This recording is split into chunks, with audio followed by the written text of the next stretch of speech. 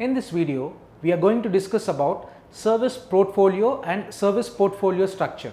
So what is a service portfolio? It describes how the services are bundled and packaged. So as we discussed about service portfolio management, the service portfolio here is how these services are bundled and packaged.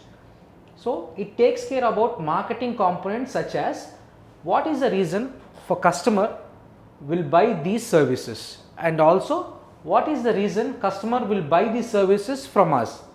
SWOT analysis for organization service capabilities. So what is a SWOT analysis? SWOT analysis is nothing but based on the company's strengths, company's weakness, company's opportunities and company's threats, the organization capabilities are determined here. So what could be pricing models? So what are the pricing models the company can capable of, and also what are the best to allocate resources and capabilities. So based on the pricing models, what are the best sources or resources and capabilities that can be accommodated.